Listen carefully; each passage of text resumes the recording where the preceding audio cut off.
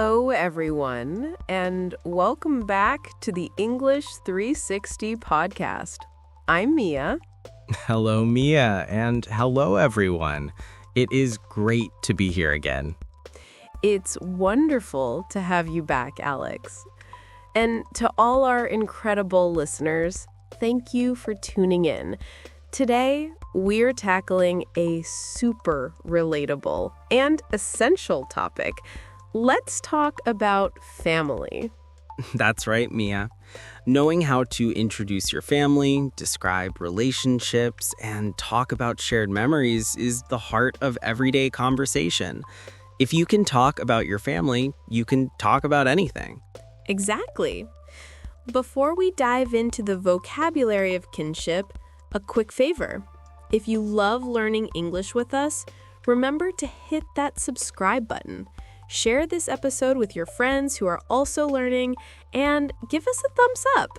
That really helps us out a lot. Yes, please do. And we love hearing from you too, so feel free to leave a comment about one tradition your family has. Now, Mia, let's start with a fun question. Are you part of a huge, loud family or a small, quiet one? I'm definitely part of a loud, extended family. We'll talk about what that term means today. We'll focus on verbs like get along, look after, and take after. Perfect. We'll start with the basic vocabulary and then dive into the language you need to tell memorable family stories. Okay, Mia, let's start with the basics of immediate family. This is your core unit. What are the essential nouns beyond mother and father? You need to know sibling. Sibling is the formal collective noun for brothers and sisters. It's a great word to use in conversations. Sibling. Very useful.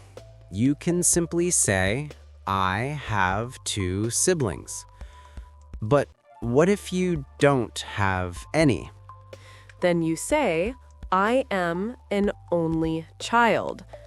Only child is a set phrase. Don't try to translate it literally. Only child. Perfect. Now, let's move to the verb of existence here. Have. Yes, you use have for all immediate family. I have 2 brothers. I have 1 daughter. You don't possess them, but you use the verb have to indicate a relationship. That's a fundamental difference many learners miss. Now, let's jump to the extended family. Who is included in that? Extended family includes your aunts, uncles, and cousins. They are all your relatives. That's the collective noun. Relatives, a simple yet essential word.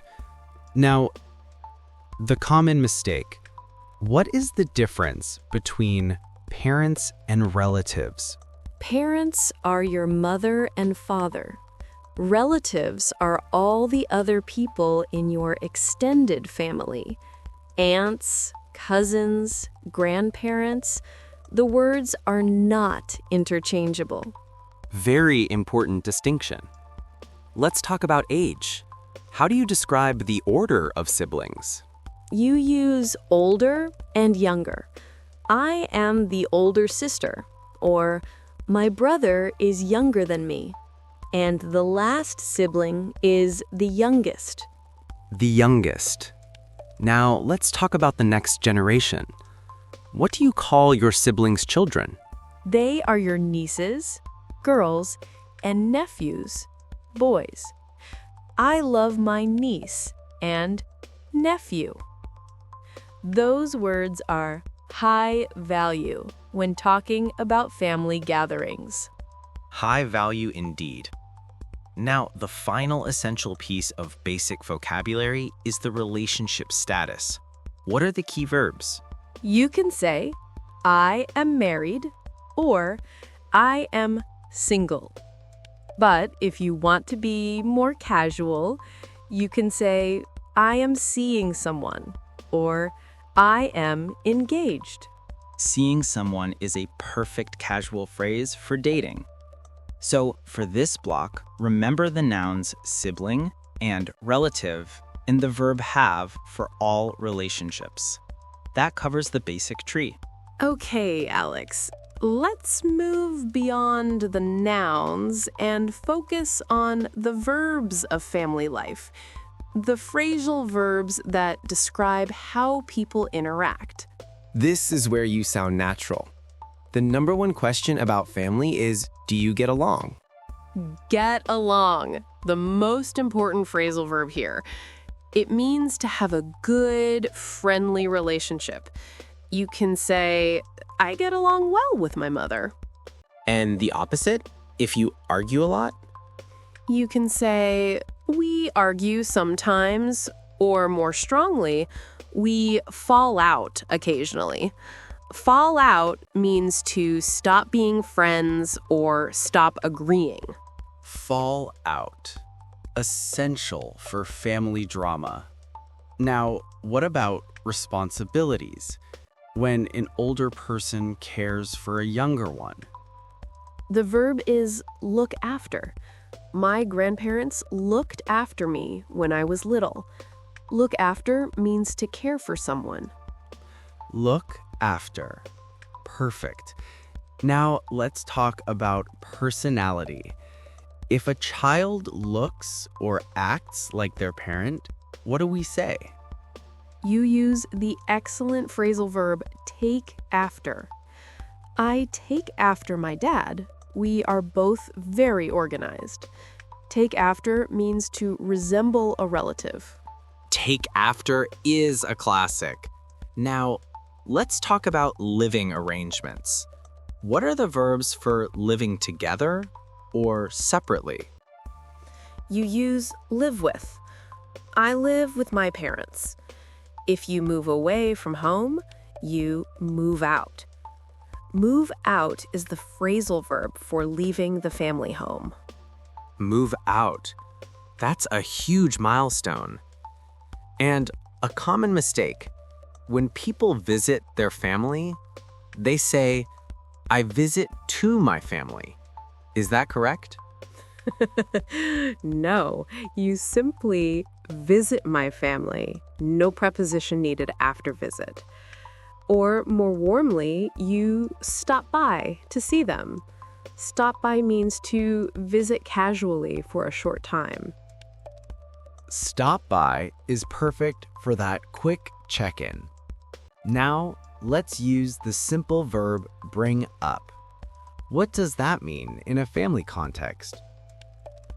Bring up means to raise a child. My mother brought me up to be independent. It refers to the care and teaching received in childhood. Bring up. That covers a lot of ground. So for this block, remember get along for harmony, fall out for arguments, and take after for resemblance. Alex, we have the vocabulary for relationships. Now let's talk about family traditions and events. This is where the best stories come from. Absolutely. What's the simple verb for having a custom or a routine? You use have. My family has a tradition of cooking together every Sunday. Or you can say, we stick to our traditions. Stick to is a good phrasal verb for following rules. Stick to. Great. Now, let's talk about a big family meeting. What do you call that? It's a family reunion. We hold a family reunion every summer. Hold is the verb for organizing an event. Hold a family reunion. Perfect. Now, what do you do at those gatherings? We usually catch up on each other's lives. Catch up is the essential phrasal verb for sharing news and updates. Catch up. That's vital for conversation. Now, let's talk about the atmosphere. If the event is fun and relaxed, what do you say? You can say, the atmosphere was lively, or everyone was in a great mood. The adjectives lively and warm are great for describing the mood.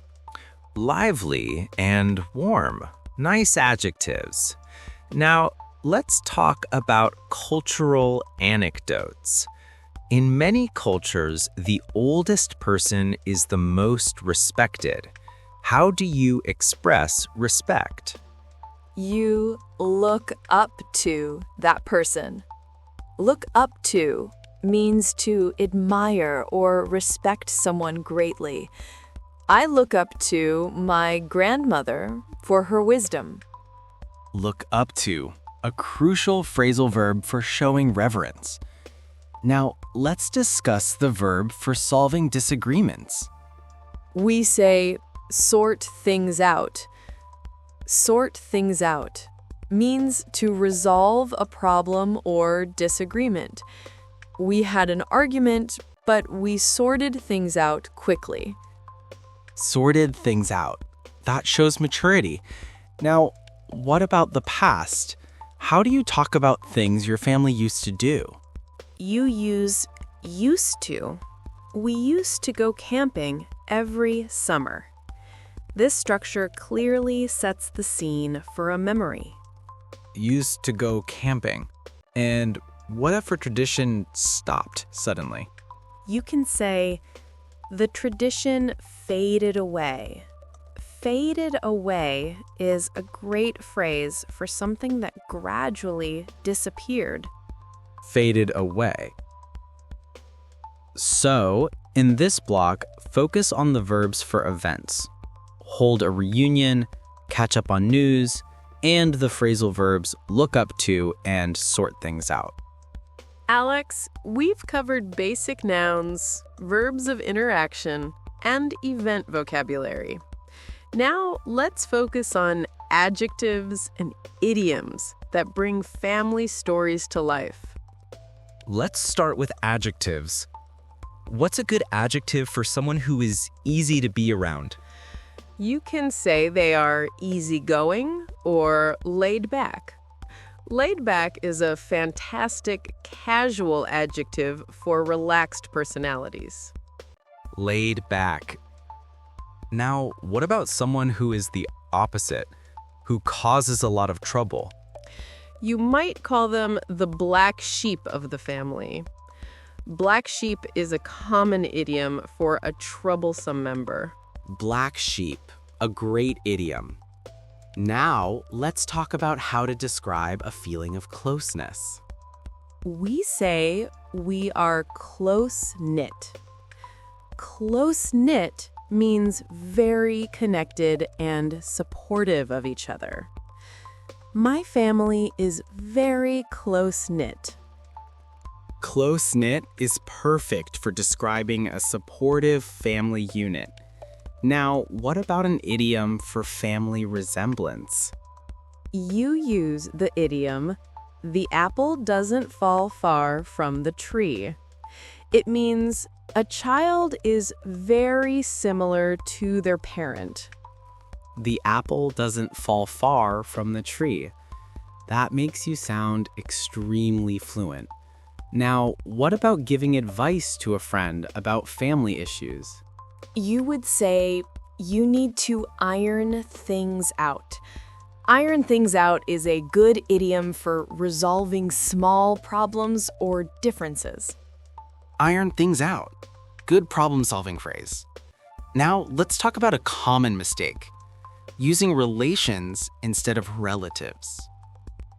Relations usually refers to the abstract concept, e.g., international relations. You should always use relatives when referring to the people in your family. That's a very clear fix. Now, Mia, let's give our listeners one final high-value idiom for when family helps you financially. You could say, they helped me out. Help me out is a basic but essential phrasal verb for receiving assistance. Help me out. Simple but effective. So for this block, use the adjective laid back, the idiom black sheep, and the phrase close-knit. Alex, that was a wonderful look at how to talk about family, from basic relationships to lively traditions. Yes, Mia. Let's quickly review the most important verbs and phrases we used. For relationships, remember sibling, and use the phrasal verbs get along and take after. For events, remember to hold a family reunion and catch up on news. For personality, use laid back. For solving problems, remember the idioms sort things out and iron things out. And always use relatives for people. That's a fantastic toolkit. By combining these phrases, you'll be able to tell warm, engaging stories about your own family life. And if you enjoyed this episode and found it helpful, please don't forget to subscribe to our channel and share this episode. We love to hear from you, so leave a comment below and tell us one family tradition you stick to.